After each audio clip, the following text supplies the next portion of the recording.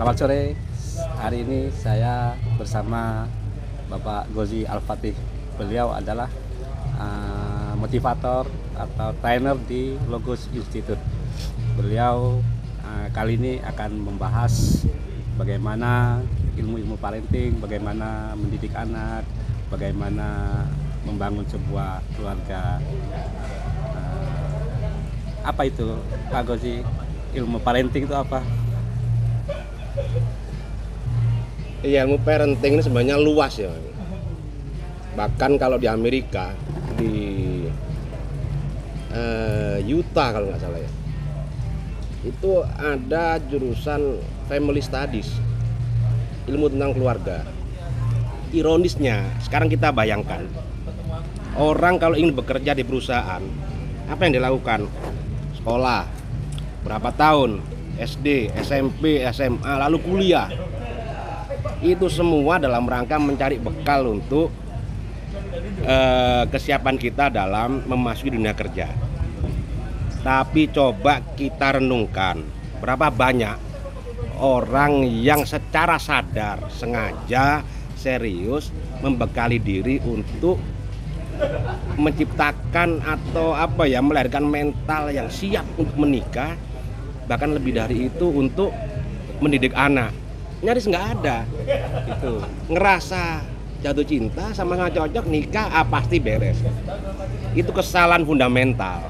Jadi meremehkan. Ada ilmunya sendiri ya di parenting itu di Amerika juga jadi saya kira di negara maju ya.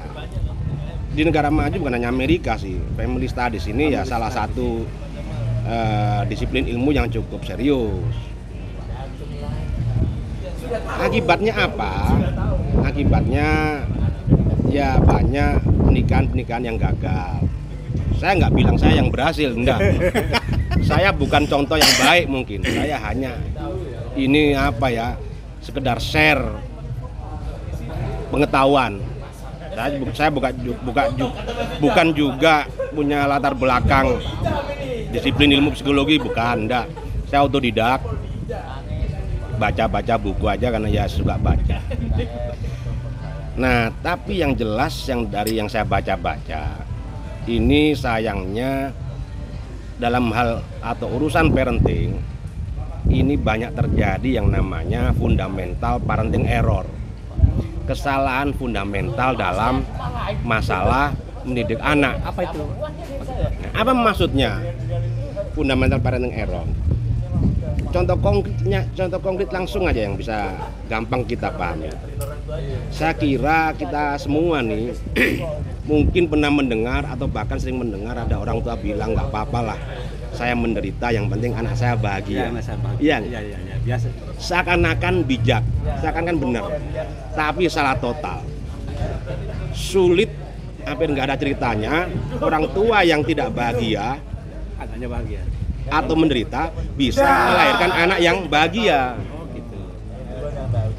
Iya, itu kalau kata pakar kebahagiaan, namanya Christine Carter kalau nggak salah. Dia bilang, if you want your children to be happy, you go first. Kalau Anda ingin anak Anda bahagia, Anda sendiri wajib harus bahagia terlebih dahulu. Sama halnya kalau kita naik pesawat. Nah, pasti pramugari mengingatkan, bagi Anda yang membawa anak, kalau ada masker oksigen karena turbulensi, masker oksigen keluar, Kita sendiri duluan kita. siapa yang disuruh pakai masker oksigen terlebih dahulu? Duluan kita. Diri kita sendiri, baru Anak-anak. pakaikan anak. Kenapa? Kalau kita sibuk memakaikan masker buat anak kita, bisa 2 nyawa nggak tertolong. Iya. Anaknya nggak tertolong, kita pun sebagai orang tua nggak tertolong. Dalam urusan membahagiakan anak ya sama. Kalau kita ingin anak bahagia, kita harus bahagia. Esensinya apa? Nah, esensinya satu aja sebenarnya. Memang banyak lah teori parenting gini-gini, Anda bisa baca ratusan teori parenting. Tapi esensinya satu. Dalam mendidik anak yang paling dibutuhkan adalah example. Contoh, uswa, teladan. Ya. Kalau ingin anak kita baik, kita harus jadi orang baik. Ingin anak soleh kita harus soleh. Ingin anak bahagia kita harus bahagia. Karena apa yang ada di hati kita itu membawa vibrasi. Apalagi ke anak. Vibrasi itu energi. Iya, getaran dari dalam diri kita. Dan itu pasti terasa, apalagi oleh anak yang ikatan emosinya sangat dekat. Nah, itu satu hal besar. Lalu hal kedua lagi apa? Seringkali orang tua terlalu ambisius, ingin mencetak anak supaya jadi ini. Melupakan satu hal yang paling fundamental kebutuhan anak. Apa itu? Kebahagiaan. Jadi kalau menurut saya pribadi ini, mungkin bisa aja kita berbeda pendapat, tapi saya meyakini bahwa saya lebih menganut madhab yang mengatakan bahwa sebelum menanamkan apapun ke anak Anda, nilai-nilai apapun itu, mungkin nilai religius, intelektualitas, dan hal-hal yang ideal lain, sebaiknya tanamkan terlebih dahulu kebahagiaan. Dan itu jangan lupa, bagi Anda yang muslim, Nabi pun mencontohkan itu. Bukan hanya Nabi, Tuhan pun bersikap sama. Anak kecil terbebas dari dosa, terbebas dari kewajiban agama. Nabi pun mencontohkan ketika beliau sholat, sujud, cucunya naik ke pundaknya, ke badannya. Apakah Nabi marah? Tidak. Membiarkan, malah akhirnya sujudnya lama sehingga ada sahabat Nabi yang jadi makmum itu ngerasa janggal, ini kok lama, enggak kok sujud terus. Nah, kayaknya ada yang ngintip nih. Dilihat ternyata ada cucunya yang naik di punggung beliau. Jadi anak-anak itu harus kita bikin bahagia. Kita harus menciptakan suasana yang membahagiakan buat anak. Nah, setelah bahagia, ya kira-kira inilah umur 0 sampai 5, 6, 7 tahun. Itu yang diinjeksi pertama kali ke anak harus kebahagiaan. Standar bahagianya itu gimana? Ya beda-beda dong. Beda-beda ya? Tapi kan semua orang bisa merasakan bagaimana minta kebahagiaan, dan kebahagiaan nggak harus mahal. Sekedar kumpul bareng sudah bisa bahagia. Gitu. Diajak main-main. Diajak main-main, nggak harus mahal, terus keluar negeri kan. Biasa aja. Jadi apa yang bisa diterapkan oleh misalnya orang tua yang baru menikah nanti untuk menyiapkan anak-anaknya ke depan? Ya harus belajar tentang membaca-baca tentang family studies. Karena apa ya? Ya ini hal yang krusial, hal yang vital pernikahan. Dan sekali lagi saya nggak mengatakan berhasil, bukan termasuk orang yang berhasil sukses di bidang itu, enggak. Justru saya ngerasa banyak kelemahan sehingga saya termotivasi untuk mempelajari itu. Menarik ini ilmu parenting yang baru ini. Dan parenting ini memang sangat terkait erat, berhimpitan dengan ilmu tentang marriage, pernikahan kan. Kenapa ya? Karena mendahului, kan nikah dulu baru punya anak. Saya nggak bicara prakteknya ya. Tapi secara normatif, normal pada dasarnya nikah dulu baru punya anak. Jadi bagaimana membangun rumah tangga ya sebenarnya harus dipelajari dulu. Yang itu pun saya dulu mengabaikan itu. Jadi Pak Gozi punya apa ya?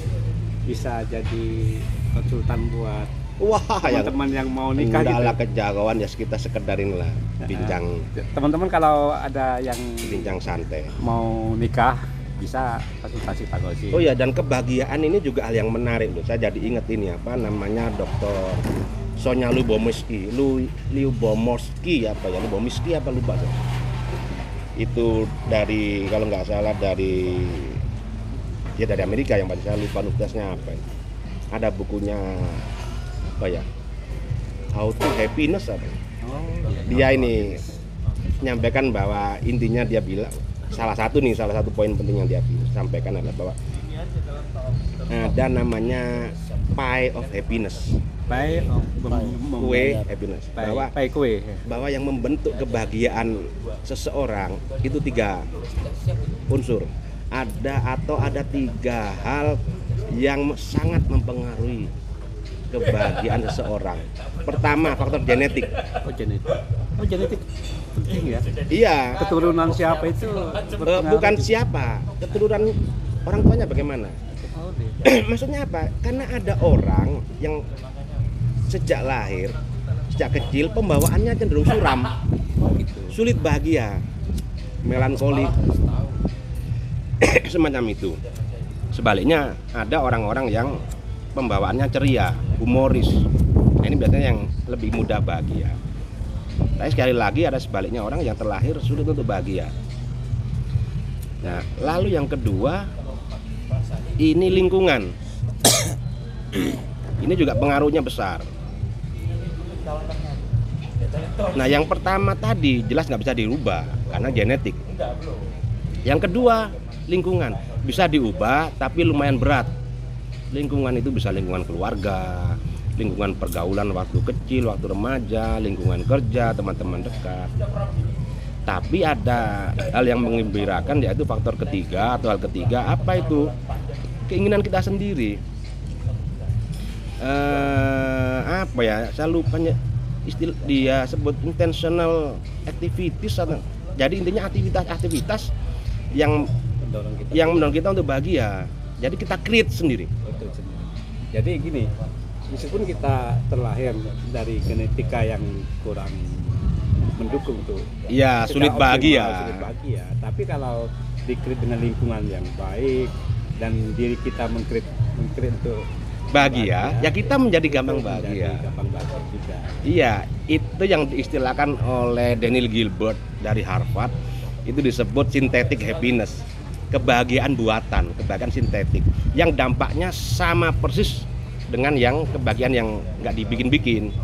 Tapi kita bisa meng-create synthetic happiness dan dampaknya sama, yang membuat kita bahagia juga.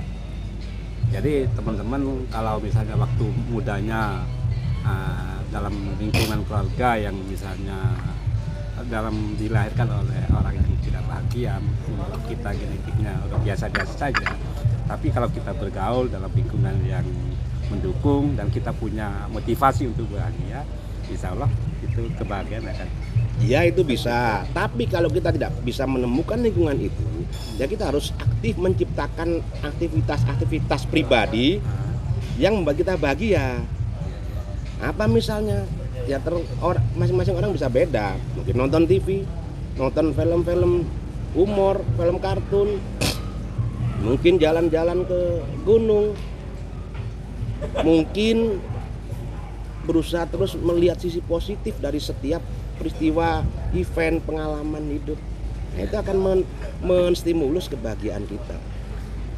Menarik, Pak Arif. Itu tentang kebahagiaan yang harapannya kalau kita bahagia, kita bisa tularkan ke yang lain termasuk anak kita. Nah, apa ya? Seringkali orang itu memikirkan banyak hal yang nggak penting, yang nggak perlu. Terutama mengkhawatirkan kalau saya begini nanti gimana, kalau saya di PHK nanti gimana, kalau saya pisah dengan pasangan gimana, kalau saya gagal dalam ujian gimana, kalau saya nggak naik pangkat gimana. Padahal banyak sekali kekhawatiran itu tidak terjadi. Loh, abang itu maksudnya nggak jadi di PHK? Enggak. PHK-nya mungkin tetap terjadi, tapi dampak dari PHK yang dikhawatirkan itu nggak terjadi. Dan ini sudah diteliti oleh Daniel Gilbert tadi, Profesor Daniel Gilbert. 2 orang yang ekstrim. Ada 1 orang menang lotre berapa ya? Triliunan ini, saya lupa. 3 juta dolar lebih apa? Enggak. Pokoknya triliun kok. Saya ingat. Yang jelas triliun. 1 orang baru menang lotre dapat uang triliunan. Nah, di sisi lain secara kontras ada orang yang baru saja mengalami kecelakaan hingga badannya lumpuh. Dan di PHK. Bukan lumpuh, kecelakaan. Orang yang anak sehat, baik-baik saja, tiba-tiba kecelakaan, lumpuh. Nah tadi juga gitu, orang biasa saja, pas-pasan, tiba-tiba menang lotre dapat uang 1 triliun.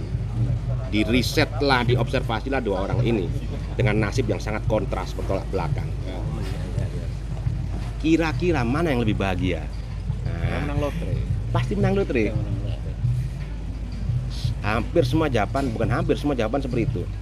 Dan Profesor Dan Gilbert ini mengatakan salah. Oh, Jadi ternyata salah.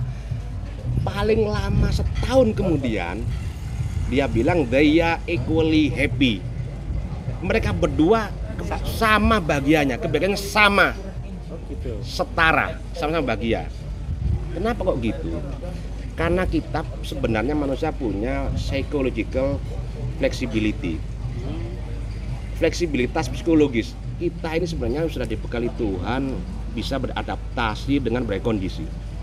Kita orang kota misalnya, ya kita stres di hutan. Tapi paling lama setahun, kalau berdasarkan ini loh, risetnya Profesor Dan Gilbert. Kenapa kok gitu? Lah iya, kita bayangkan saja. Ada berapa banyak suku pedalaman, nggak pernah lihat kota, di dalam hutan, nggak stres, gitu. Kalau bertukar nasib, ya mungkin stres, shock, kaget, tapi sementara waktu. Pada akhirnya kita kan beradaptasi. Nah selama ini banyak orang stres, berkepanjangan, karena salah mengelola pikirannya. Padahal di otak kita ini memang punya kecenderungan namanya impact bias, melebih-lebihkan dampak sebuah peristiwa. Kak tadi saya contohkan, nanti kalau saya di PHK, gimana nasib anak istri saya, gimana saya menafkahi mereka, omong kosong, nggak terjadi. Begitu kita di PHK betulan, pasti Tuhan begitu nutup pintu satu, buka pintu lain. Ya, ya. Bahkan ditutup semua pintu, dibukain jendela. Ibaratnya gitu lah. Kalau dalam Islam kan Tuhan tidak akan memberikan hukuman yang Ya. Nah itu dalam ilmu psikologi pun sama seperti itu.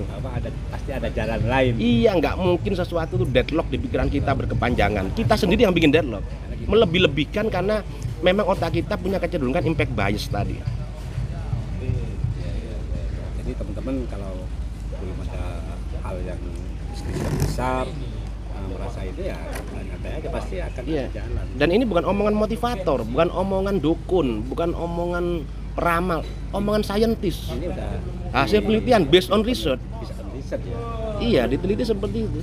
Jadi kebahagiaan memang tidak bisa diukur oleh saat ini mendapatkan sesuatu yang besar materi, tapi kebahagiaan akan Iya, meskipun mencari orang jalan. sukses, jangan dikira nggak akan mengalami stres. Tetap aja, kalau dia gagal mengelola pikirannya. Kan banyak artis bergelimang harta, popularitas, berujung bunuh diri. Iya, iya. Orang konglomerat bunuh diri. Kenapa? Kurang apa mereka? Kurang bisa mengelola pikirannya. Poinnya mengelola pikiran, itu kata Pak Zoki Al-Fatih. Selanjutnya kita akan lihat video-video dari Pak Al-Zoki dalam waktu dekat dan dengan tema-tema lain. Terima kasih. Assalamualaikum warahmatullahi wabarakatuh.